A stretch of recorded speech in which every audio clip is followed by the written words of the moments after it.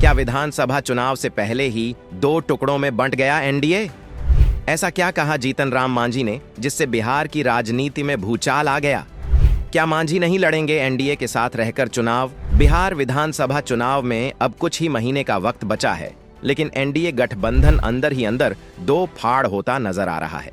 एक ओर केंद्रीय मंत्री चिराग पासवान रैलियों पर रैलियां कर रहे हैं, जनता को एकजुट करने में लगे हैं, तो वहीं दूसरी तरफ पूर्व मुख्यमंत्री जीतन राम मांझी ने कुछ ऐसा कह दिया जिससे गठबंधन के भीतर आग लग गई है। दरअसल मंगलवार 10 जून को मांझी ने साफ साफ कह दिया कि चिराग पासवान की रैली में जो भीड़ है वह पैसे देकर जुटाई जाती है। इतना ही नहीं, उन्होंने यह भी कह दिया, जिसमें ताकत होती है वह दिखावा नहीं करता। अब सवाल यह है कि अगर एनडीए वाकई में एकजुट है तो फिर इस तरह की बयानबाजी क्यों?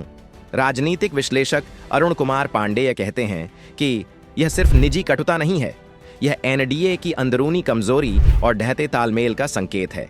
दोनों नेता मांझी और चिराग खुद को दलित राजनीति का चेहरा बताना चाहते हैं, लेकिन सच्चाई यह है कि यह एनडीए की दलित राजनीति की विफलता का प्रमाण है।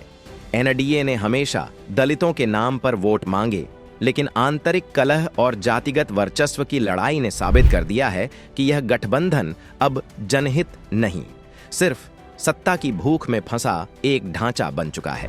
बड़ी बड़ी रैलियां, गाड़ियों के काफिले और दिखावटी भाषण, ये सब सिर्फ जनता को भ्रम में रखने का तरीका है।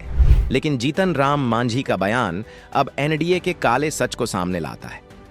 अब देखना होगा विधानसभा चुनाव में दोनों एक साथ चुनाव लड़ते हैं या नहीं, क्योंकि चिराग पासवान ने भी इशारा कर दिया है कि वे पूरे 243 सीटों पर चुनाव लड़ेंगे और एनडीए गठबंधन में उन्हें 15 से 20 सीटों से ज्यादा मिलने की उम्मीद नहीं है।